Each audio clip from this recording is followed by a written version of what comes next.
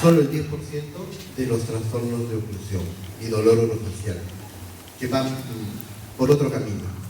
Si nosotros vemos, por ejemplo, los índices más reconocidos como el índice de CDTM, no hacen un análisis de diacalina ni nada por el estilo, ni de relación céntrica. Hoy en día hay una tendencia a decir que la relación céntrica es un mito, que no existe, que es un cuento de hadas. Hay escuelas en el mundo que enseñan a la relación céntrica como quien habla de una sirena, que sabemos que tiene forma femenina de la mitad para arriba y de la mitad para abajo tiene una cola de pescado, pero que todos sabemos que no existe. Más o menos va por ahí. Y entonces hemos visto un gran número de pacientes que han ido paralelamente a la disfunción temporomandibular con dolor de cuello, dolor de hombro, dolor de brazos, pérdida de fuerza en las manos, dolor en la región pectoral. Y de eso vamos a hablar hoy día, ¿no? Y ahí nos preguntamos, pues, ¿qué tendrá que ver la oclusión dentaria, como le conocemos, la oclusión, con este síndrome compresivo de plexo braquial? Siguiente.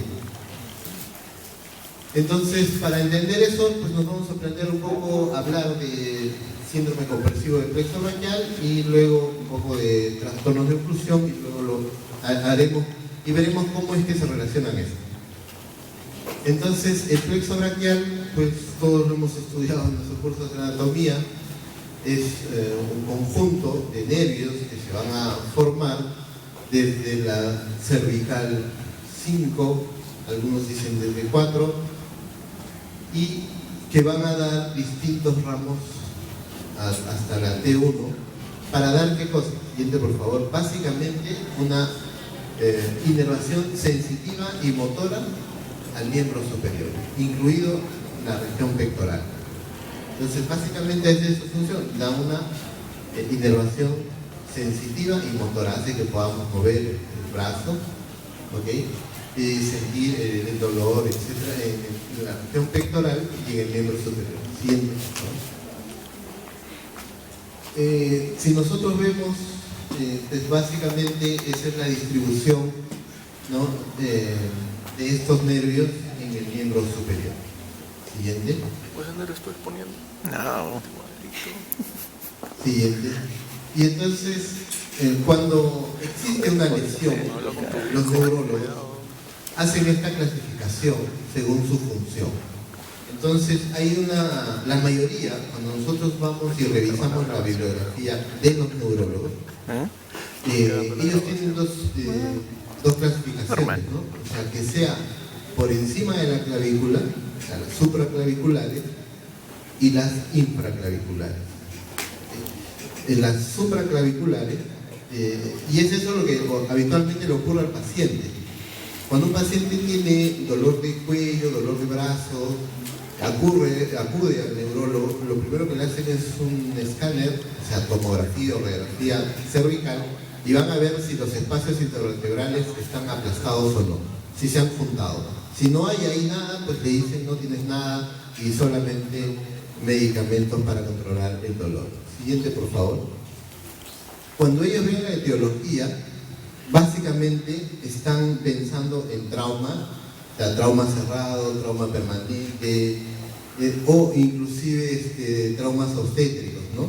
O algunas enfermedades, como algunos tumores o incluso secundario a radiación ionizante. Realmente a nadie se le ocurre de que esto pueda venir desde la oclusión dentaria. Entonces es así como está ahora. Si nosotros revisamos, pues está así. Siguiente, por favor. Y por otro lado, vemos la oclusión. Entonces hemos visto un poco que el panorama del síndrome compresivo de plexo braquial va por el lado de los neurólogos dirigido a traumas, ¿no? Grandes traumatismos, heridas de bala, etc. Y nosotros ahora vamos a ver la oclusión. Cuando hablamos de oclusión, siguiente, por favor, vamos a ver de que hay una oclusión ideal, hay una oclusión funcional y también hay una oclusión patológica o disfuncional. Y aquí pues la bibliografía es amplia, se nos ha hablado de muchos casos, y no es lo mismo, no pensamos que todos los pacientes tengan que tener una oclusión ideal para estar sanos, sino que la diferencia entre una oclusión funcional y una disfuncional va a ser que ambas tienen por igual que no cumplen los estándares de una oclusión ideal, pero tiene por diferente que en algunos casos los pacientes con una oclusión funcional, su organismo se ha adaptado y no hay ninguna patología ni a nivel del sistema masticatorio ni a nivel de otras estructuras del cuerpo humano. Mientras que en el otro caso pues no se ha podido dar esa adaptación. Siguiente, por favor. Entonces, esos son los criterios de una oclusión ideal, ¿no? Como les digo, no es que todos nuestros pacientes vamos a hacer ajustes de oclusión hasta dejarlos en esos criterios, pero lo importante es reconocer cuando una oclusión es funcional, sin ser ideal, funciona bien, y cuando está lejos de eso, ya le causa problemas al ser humano. Siguiente. Sigue, por favor. Eso es lo que hemos dicho, ¿no? Entonces, no existen signos o síntomas de disfunción craneomandibular. Eso es importante, ¿no? Una oclusión funcional, no hay signos y síntomas de disfunción craneomandibular. Siguiente, por favor. Siguiente. Sigue. Entonces, a veces nos cuesta pensar, siguiente por favor, de que nosotros hoy en día pues a la oclusión le seguimos quitando importancia porque el paciente lamentablemente no acude, o sea, cuando tiene un problema de oclusión, muchas veces los primeros síntomas no son a nivel del diente que hemos restaurado o a nivel del diente que hemos puesto una resina o a nivel del puente que acabamos de colocar, sino que al paciente le empieza a doler la región temporal, la región cervical y lo más probable es que el paciente termine en el neurólogo. Muchos, como hemos visto en el hospital, pues ya tienen consulta psiquiátrica por mucho tiempo, porque nadie le encuentra nada. Entonces, ¿cuál es la sintomatología asociada? Porque si sabemos y si les decimos que el paciente no viene por la resina que le acabamos de hacer, ¿qué cosa es lo que él siente? Diversos estudios muestran de que el paciente tiene dolor de cabeza, dolor de cuello, dolor de hombros, dolor de pectorales, dolor en las manos, tiene mareos, náuseas, vértigo, paro, hipoacusia. Entonces son síntomas pues muy diversos que el paciente no lo va a llevar a la oficina del dentista, no va a ir al dentista cuando tiene esos síntomas. Siguiente, por favor. Siguiente. Este es un estudio epidemiológico que hizo Solver en Estados Unidos sobre cuántas personas tienen disfunción temporomandibular. Y lo que pasa es que se hizo un estudio de 739 estudiantes y el 76% presentaba uno o más signos asociados a trastornos temporomandibulares.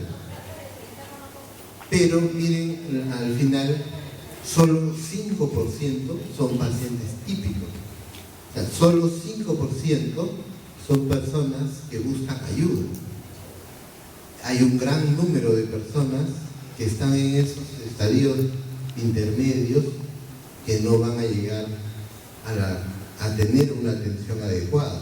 Es más, dice que solo 2% de los pacientes llegan a tener un tratamiento adecuado. Siguiente, por favor.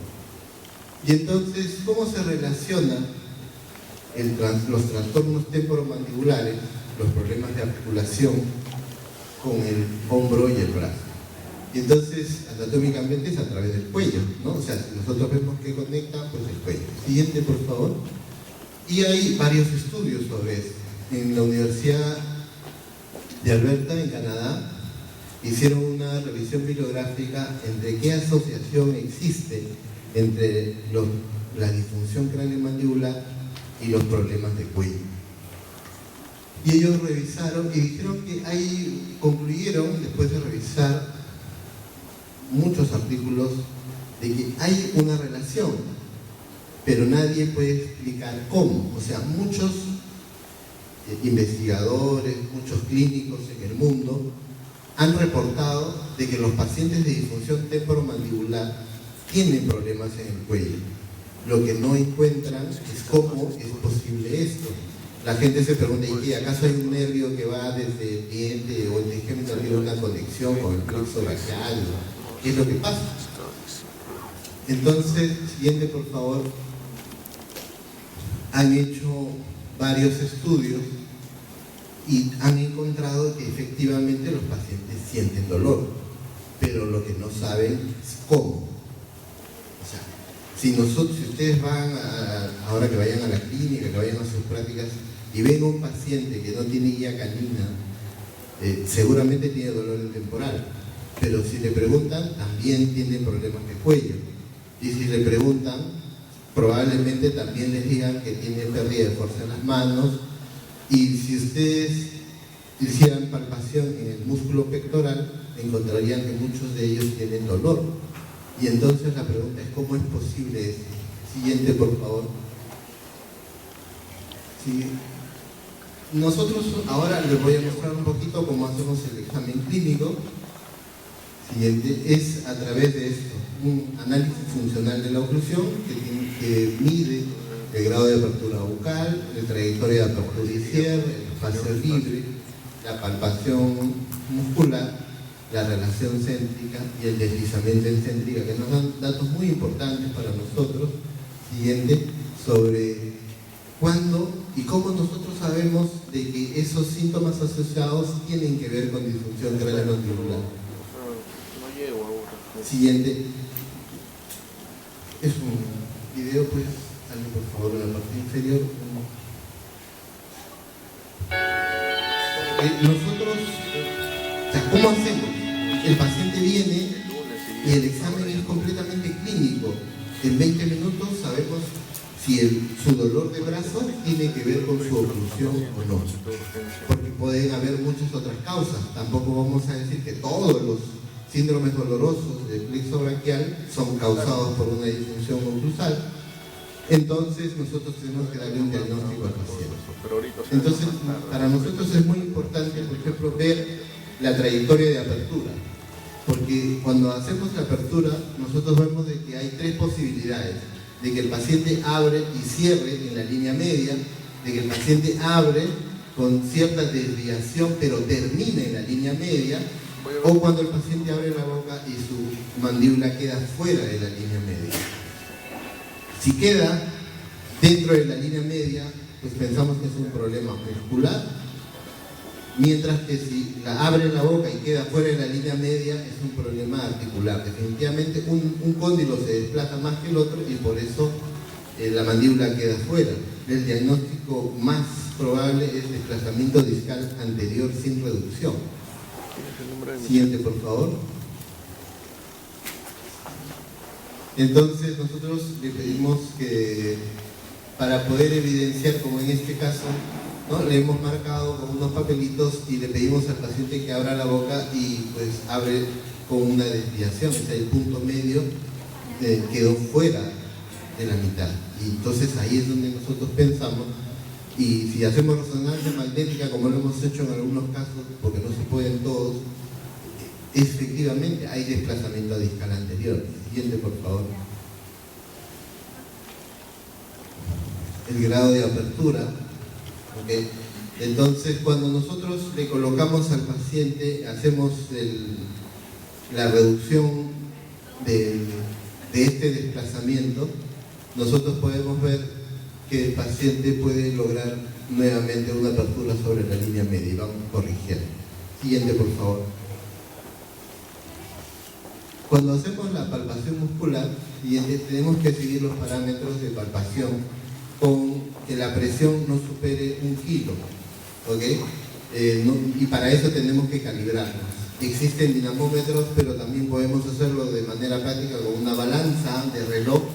Usted aplasta con su dedo y tiene que dar 1 kilo, voltea la balanza y alguien le tiene que decir de que su presión sea 1 kilo, y eso lo tiene que hacer todos los días para lograr entrenar su mano, porque si no puede pasar de que usted aplasta muy poco o aplasta mucho y igual le puede doler a una persona sana. Y entonces ahí vemos una distribución de los músculos que se ven afectados. Como les decía, cuando hay falta de caninos, pues los temporales, o cuando no hay guía canina, los temporales están muy afectados. Pero también cuando hay problemas oclusales, hay dolores en esas zonas que están marcadas en rojo, en la región del cuello, en la región del músculo trapecio. Esos puntos que están así en rojo, en líneas o en puntitos rojos, son zonas donde el paciente siente generalmente adormecimiento en los miembros superiores. Siguiente, por favor. Pero esto sigue. No solo llega pues al músculo esternocleido, sigue por favor, no solo llega a esas partes, sino que también llega a estos niveles, a nivel de la región pectoral. Estos gráficos son de un fisioterapeuta mexicano que él hablaba sobre estos problemas, pero él no explica cómo ocurre esto. Solo dice, sí ocurre, es una descripción, sigue por favor, y que hay pacientes que incluso, sigue por favor, van a tener dolor, nada más, en zonas tan alejadas como la cintura pélvica. Y no hay una explicación cómo puede llegar el dolor hasta ahí, desde un problema de oclusión. Lo que pasa es que ocurre y lo han descrito. Siguiente, por favor. Siguiente. Nosotros vamos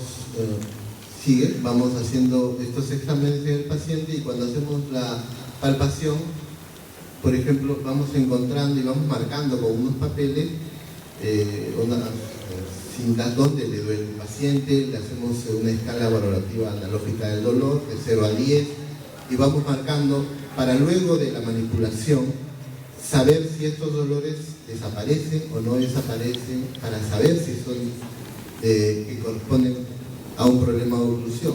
Siguiente, por favor.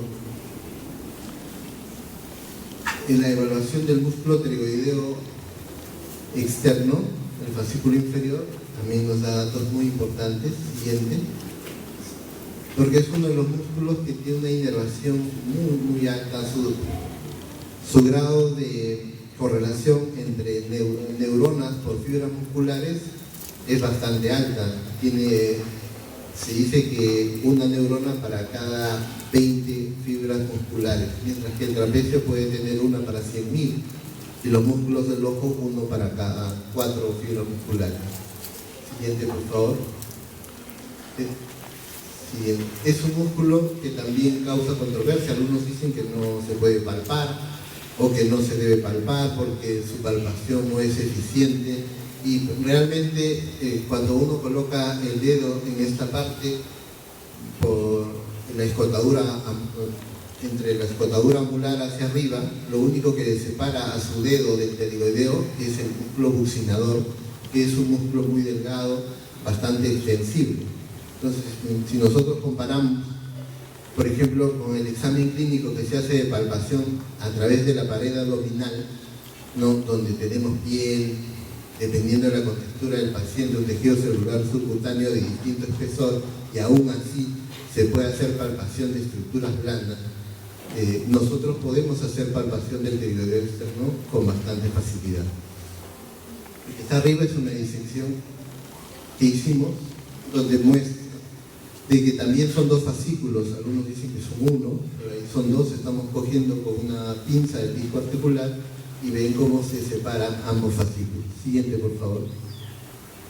Siguiente.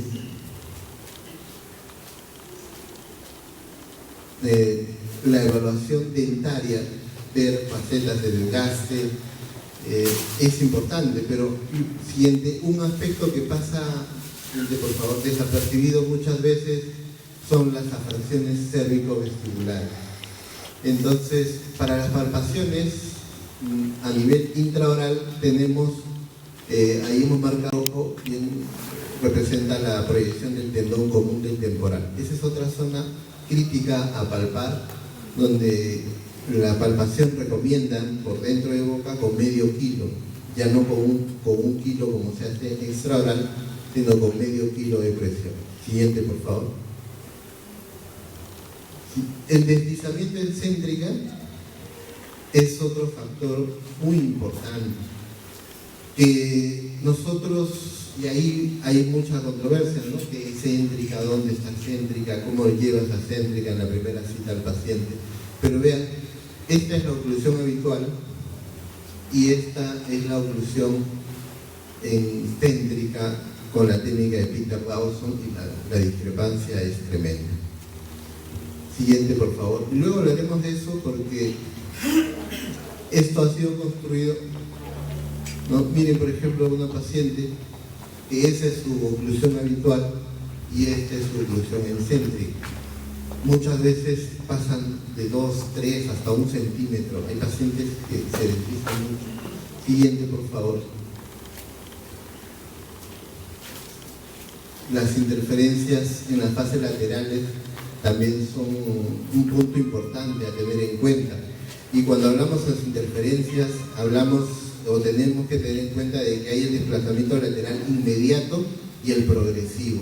Muchas veces solo vemos al paciente cuando llega al desplazamiento final y no vemos el inicio. Muchas interferencias están en el inicio y no nos damos cuenta. Siguiente, por favor. Sigue. Pasa este video. Nos va a tomar un poco de tiempo. Es para ver cómo ocurren estos movimientos de lateralidad. Es importante, la guía canina es fundamental en la estabilización del sistema masticatorio. Recordemos que el maxilar inferior debe funcionar en una palanca de tercer género. Cuando existen las interferencias por detrás del canino, esto termina formando una palanca de segundo género. Esa interferencia se convierte en apoyo y la mandíbula desciende y el cóndilo se va hacia abajo. Se empieza a jalar y a dislocar el cóndilo. Por eso es que en muchos pacientes que ustedes vean que tenga ausencia de canino, que tenga interferencias oclusales, están presentes los ruidos articulares. Y eso es porque simplemente al tener una guía canina incompetente o no tener guía canina, cambia la mecánica de la mandíbula y termina afectando a la articulación y con ella también a los músculos. Siguiente, por favor.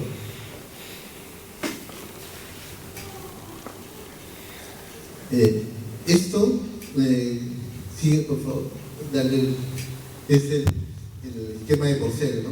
Muchos criterios de la oclusión clásica se han ido dejando.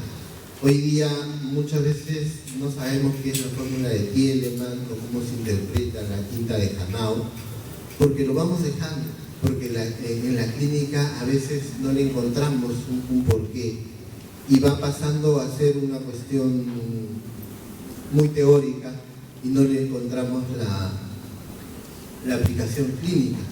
Entonces, miren, las interferencias oclusales no solo van a producir problemas a nivel de articulación o a nivel de músculo, sino también esa recesión gingival que es muy común. Vemos a cada rato pacientes que vienen con abfracción cérvico-vestibular y que le han puesto resinas y hay un factor común, que esas resinas se le caen a los 20 días a los pacientes. Y hay pacientes que ya se cansaron de hacerse poner 2 o 3 veces la resina y andan con su abfracción cérvico-vestibular, porque la abfracción cérvico-vestibular es el efecto. La causa son las interferencias oclusales. Si no corregimos las interferencias, no vamos a tener solución a nivel de lo que hacemos diario con las resinas. Pero no solo eso, sino que esos pacientes son los que tienen dolor de cabeza o dolor de cuello. Siguiente, por favor. Nos valemos de exámenes auxiliares de radiografías, de cefalometrías, de tomografías, inclusive de resonancia magnética, que es la única forma de poder ver el disco articular. Siguiente, por favor.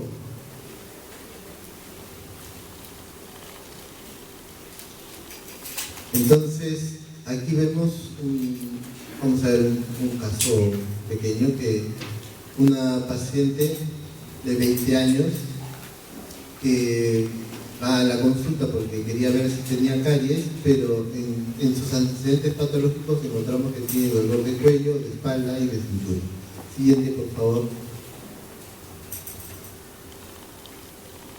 Siguiente. Esa es una vista de la paciente, pues no tiene mayor problema, tiene una buena higiene y ella viene por un control. Pero vemos a primera vista la pieza 2.3 está ectópica, no tiene contacto, no va a tener guía canina, y esa fue la razón por la que le hicimos preguntas sobre dolor de cabeza, cuello y espalda. Siguiente.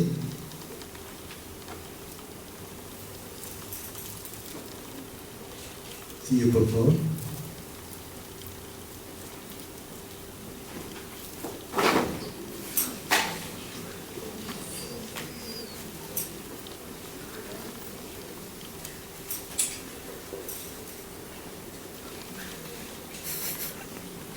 Entonces así se veía el estado de oclusión del paciente, y como les digo, vean, ahí no hay contacto entre esos caninos del lado izquierdo. Siguiente.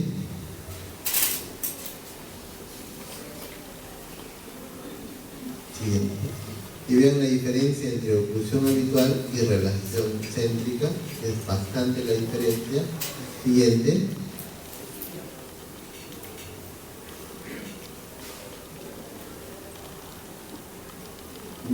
No había una buena guía canina, había bastantes interferencias. Estos caninos, al estar muy altos, pues tenía todo este lado en contacto. En la guía anterior pues iba un poco mejor. Siguiente, por favor. Y analizamos la postura de la paciente, ¿no? Y como ustedes ven, tiene la altura de los hombros, pues no son simétricas, y a esto le llamamos una posición escoliótica. Y también está descrito en la literatura que hay una asociación muy fuerte entre la posición escoliótica y la disfunción temporomandibular, la posición adelantada de la cabeza. Siguiente, por favor.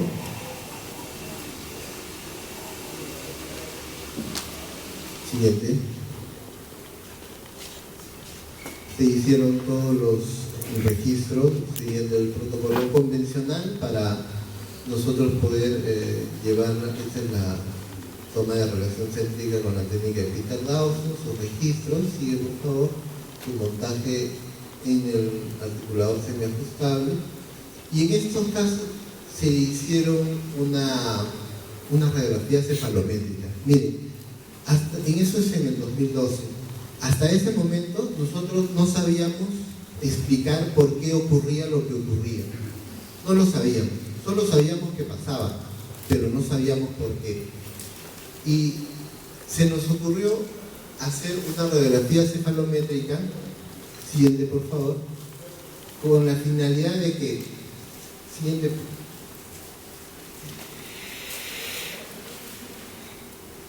cuando nosotros hicimos una cefalometría antes y después del tratamiento, vimos de que las vértebras cervicales se habían movido. Nosotros, al superponer las placas, vimos de que todo esto, todo el macizo facial y la fosa cerebral anterior coincidía, las órbitas sin mayor problema, el maxilar superior. La mandíbula obviamente no, porque habíamos retrocedido para llevarlo hacia relación céntrica, pero también descubrimos de que las vértebras habían cambiado bastante su posición. Y hasta ahí pues nos llamó la atención. Siguiente. De cómo, sigue por favor, de cómo puede cambiar la posición de las vértebras de manera tan notoria. Y pensamos que si sería un fenómeno que solo había ocurrido por casualidad o era un patrón que seguía. Porque en las placas veíamos que esto ocurría. mandamos a tomar la cefalometría en posición vertical verdadera, que pusieron ahí esto, lo que hoy día los ortodoxistas me llaman geolocalizado. Le pedimos al radiólogo que al paciente lo posicione exactamente porque teníamos que superponer las placas y las placas coincidían bastante y solo la mandíbula que la hemos retrocedido y esto no coincidía. Siguiente, por favor. ¿Y esto cómo nació? Como otras cosas, por casualidad. Se nos invitó en la universidad para dictar una conferencia sobre oclusión a los ortodoxistas. Porque se habla mucho de oclusión, pero no se hace oclusión. Todos hablan de oclusión, pero no hacemos oclusión. Y entonces hicimos esto, hicimos un calco, le cortamos la identificación del paciente y se lo dimos a un ortodoncista y le dijimos, por favor, en base a esto, haznos una interpretación, ¿cuál sería tu diagnóstico? Con las limitaciones que tiene sobre el mapa. Siguiente, por favor. Y después de una semana le pusimos el calco del mismo paciente, pero en relación céntrica. Y esto fue lo que pasó. Cuando el ortodoncista vio y dijo clase 2 esqueletal, tratamiento por esodoncia superior e inferior. Cuando lo vio en oclusión habitual. Cuando lo vio en céntrica, dijo que era un caso quirúrgico. Y hasta ahí estábamos contentos. Dijimos, miren qué bueno que cómo cambia la visión del ortodoncista cuando ve una cefalometría en céntrica y en habitual. Y no nos percatamos de estos cambios de las vértebras hasta cuando el ortodoncista nos dijo, tú estás loco, ¿cómo va a ser que si es el mismo paciente? Le enseñé las placas, superpusimos las placas y ya cuando íbamos a hacer las fotos para la exposición nos dimos cuenta que las vértebras habían cambiado su posición. Sí. Siguiente, por favor. Seguimos, sigue. Solo muestra un poco de cómo seguimos el protocolo para hacer las férulas. Lo mismo que vimos en boca, se ve aquí, las interferencias, lo podemos ver con más comodidad. Siguiente, por favor. Siguiente, como cuando entra en habitual, se desplaza el cóndilo y llegamos a esto. Siguiente. Y el paciente, pues, siguiente, mejora su sintomatología. Y con este hallazgo, nosotros pues, lo repetimos varias veces y el fenómeno siguió ocurriendo. Hicimos un trabajo de investigación en la universidad sobre la influencia de la oclusión en el alineamiento de las vértebras cervicales. Siguiente, por favor. Básicamente, ¿de qué trata?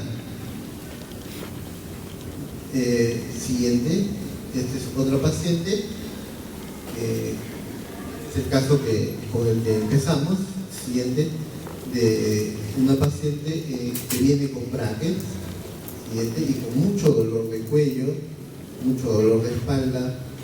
En sus antecedentes fue diagnosticada de mal de ausencia. Yo no sabía que era mal de ausencia, es una condición psiquiátrica en la cual dicen que el cerebro pues, se desconecta, se parece a la epilepsia, porque el paciente en un momento X pues, se desmaya y luego recupera la conciencia. Y miren la discrepancia entre oclusión habitual y céntrica. Siguiente, por favor. Y es así que le pusimos un jig de Lucía, como es acrílico, pues no se ve en la placa. Siguiente, y esto es lo que nos dio. Esto fue lo que nos llamó la atención. Siguiente, y nosotros ya hicimos una proyección del plano Silla-Nación, hicimos una proyección de las vértebras en oclusión habitual y en relación céntrica y obtuvimos dos ángulos. Siguiente. Y eso nos dio a pensar, todos en el mundo han encontrado una relación entre la oclusión y los dolores de cuello, pero no se sabe cómo. Y nosotros planteamos lo siguiente, una más por favor, de que el plexo braquial que hablamos al comienzo está aquí. Esta es una disección que hicimos en la universidad. Este es el escaleno anterior, ¿no? Esto de aquí es el plexo braquial y el escaleno posterior, que está en el cuello. Pero estos músculos del cuello, ¿okay?, van a reaccionar a lo que nosotros probamos en nuestro trabajo es lo siguiente: mientras más se aleja la mandíbula de su posición de relación céntrica, mientras más se adelanta, más se voltean hacia atrás las vértebras también. Lo que ocurre es que es un problema de pesos. Mientras más se adelanta la mandíbula, más incrementa el peso de la cara. Por compensación, porque si nosotros cogemos un cráneo seco, una calavera, y le pones un palo de escoba en el agujero occipital, lo que va a pasar es que se va para adelante, porque el agujero occipital se encuentra en el tercio posterior del cráneo, no se encuentra en el medio. Si yo cogiera esa bandeja y la quiero llevar en una mano, le voy a poner mi mano en el medio, es lo que hace un mozo cuando lleva una bandeja. Pero el agujero vertebral está en el tercio posterior. Por lo tanto, quien le da estabilidad a la posición anatómica con la mirada al horizonte son los músculos de la región cervical. Pero si a eso le agregamos que la mandíbula, que de todos los huesos del cráneo, el único que se mueve es la mandíbula, todos tienen articulación sinostósica. Si esta mandíbula se va, y el doctor O'Kesson decía en su libro, de que 2 milímetros ya es una condición patológica. Si no lo tiene ahora, lo va a tener después. 2 milímetros, encontramos un estudio que decía que con 2 milímetros puede aumentar 10 kilos el peso de la cabeza. Entonces, si la mandíbula se va para adelante y las vértebras se doblan, cambian de posición, como hemos visto en las radiografías cefalométricas, y los músculos tienen que hacer más fuerza para mantener el equilibrio de la cabeza, existe una contracción constante de estos músculos que compresionan el plexo braquial, lo aplastan. Hay una compresión, pero no como piensan los neurólogos en las vértebras, sino que el pinzamiento o aplastamiento está aquí en los músculos escalenos, y nosotros en los músculos escalenos los podemos palpar, y el paciente siente ese dolor y adormecimiento en los brazos. Siguiente, por favor. Entonces, esa fue la teoría. Si nosotros ya pudimos demostrar en radiografía cefalométrica, o sea, lo que en Canadá se preguntan, ¿cómo es posible de que los trastornos de oclusión afecten al cuello y no hay cómo saberlo? Pues nosotros les damos una explicación que es visto en radiografía. Si hacemos una cefalometría antes y una después, las vértebras van a cambiar de posición y el paciente también. Las radiografías de control se las tomamos cuando el paciente está asintomático. Siguiente, por favor. Yo les voy a presentar, este es un, para que se escuche bien el audio, es un video que hemos hecho en estas, por favor.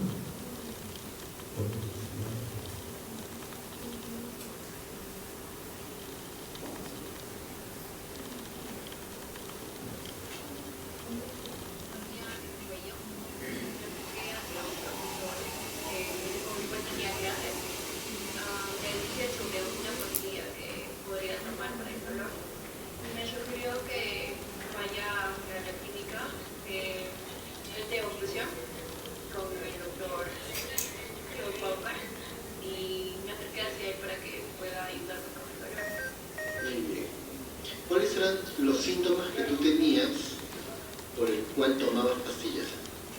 Me dolía el cuello, no podía girar la cabeza hacia la izquierda o hacia la derecha porque sentía como un hilo que me jalaba inmediatamente, tampoco para adelante o hacia atrás. ¿Desde cuándo sentías eso? El tema de no poder mover la cabeza ya iban 3 días y el dolor no pasaba, pero el tema de que me dolía la columna viene ya hace un año, es por época. Entonces, con esos antecedentes, nosotros en la clínica hemos hecho un análisis funcional de la oclusión, un examen de cuello, de región de hombro, pectoral, espalda y la región de la cintura, tanto a nivel de la cintura escapular como de la cintura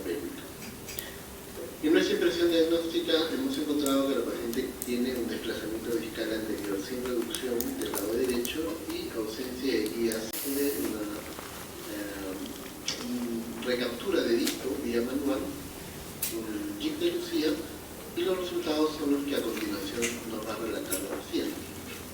Al cabo de los 20 minutos, ¿qué sentiste? Ya podía girar la cabeza, no me causa dolor. Ya. Hacia el lado derecho sí hay un poco de dolor todavía, para adelante ya no, y para atrás también hay un poco de dolor, pero definitivamente el dolor es mucho menos a como yo estaba. Cuando te hicimos el examen clínico, hubo una parte donde hicimos la palpación de varios grupos musculares. ¿Tú nos puedes relatar qué zonas te dolían? Me dolía el centro de la cabeza, también el cuello, me dolía aquí, en la mandíbula también, me dolía el pecho, también en la cintura y la espalda. ¿Y la fuerza de las manos? Era muy poco, no podía ejercer mucha fuerza porque inmediatamente sentía el hilo que me jalaba y me daba dolor. Durante estas últimas semanas has tenido dificultad para hacer algunos trabajos manuales o labores universitarias que tenías que hacer con fuerza de las manos. Dentro de la universidad sí, lo que me dificultaba y hace unos días, anteayer me parece que al coger una taza con agua se me cayó y pues la fuerza no me permitía. Tú has recibido también tratamiento fisioterapia. Sí, como cuando yo no podía mover la cabeza, mi mamá llegó de viaje y me llevó a la fisioterapia para que me pueda ver qué es lo que tenía y me pusieron electricidad para relajar los músculos y todo eso. Hicieron masajes con presas de agua caliente también, las pusieron, pero no sentí alivio. O sea, al cabo de 2 horas, el alivio que yo sentí después de eso se me fue y al día siguiente estuve peor. O sea, no me podía echar ni siquiera a la cama para poder dormir, tenía que dormir semi-sentada.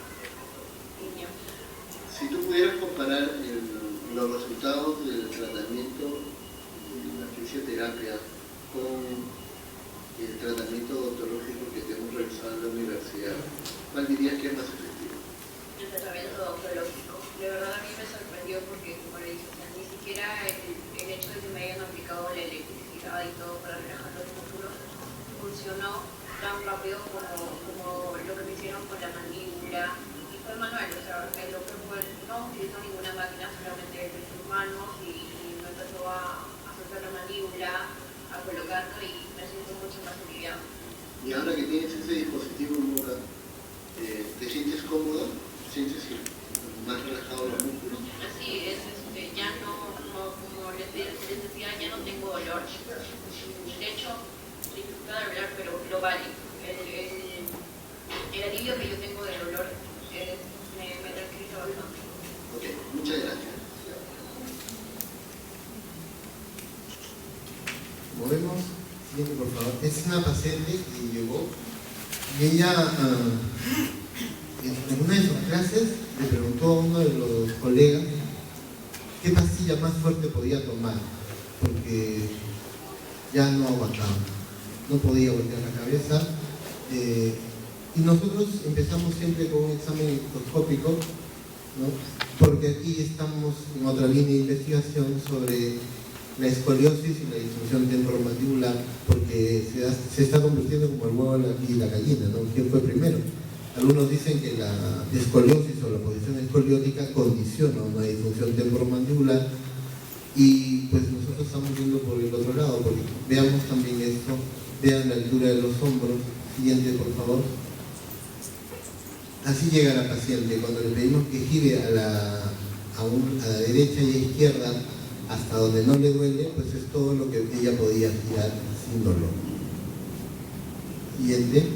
Luego de la manipulación articular y la colocación de un dispositivo tan antiguo como el chip de Lucía, que el doctor Víctor Lucía lo hizo en 1964, pero no con fines terapéuticos, sino lo hizo solamente para montaje de modelos en articulador semiajustable, la paciente recuperó el rango de movimiento.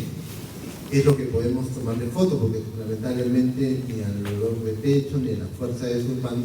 Nosotros hacemos un ejercicio en el hospital y los internos que están con nosotros pues les podrán dar fe. Viene el paciente y le decimos, a ver, aplástenos la mano, y el paciente no tiene fuerza para, ni siquiera sentimos que nos agarra la mano. Y después de 20 minutos el paciente recupera fuerza en las manos y el paciente no lo cree. Y por ahí también hay algunos internos que aunque lo ven no lo creen, pero así pasa, y le hemos podido tomar fotos a cómo ha recuperado el giro de la cabeza. Siguiente, por favor. Y nosotros a 24 horas después le hicimos unas fotos, ¿no?, donde vemos que hay un mejor alineamiento de los hombros. Siguiente. Y nosotros, si comparamos un poco el antes y el después, pues vamos a ver de que la paciente también ha mejorado un poco la posición de sus hombros. La sintomatología le pasó inmediatamente, casi inmediatamente, y ahora pues estamos haciendo un trabajo en el cual hasta qué punto es la oclusión dentaria responsable de esta posición, que más que una escoliosis es una posición escoliótica, una pseudoescoliosis, que es por posición antálgica, por dolor. Se le va el dolor, los grupos musculares se relajan y la paciente va recuperando su estabilidad corporal. Siguiente. Hay artículos que han hablado sobre esto. Este estudio está hecho en Alemania y pues, estudian con mucha rigurosidad las posiciones de los pacientes. Siguiente, por favor. También hay estudios donde confirman lo que hemos encontrado nosotros, que la oclusión sigue siendo un factor importante en la disfunción craneomandibular. Siguiente, por favor. Bueno, muchas gracias por su atención. Espero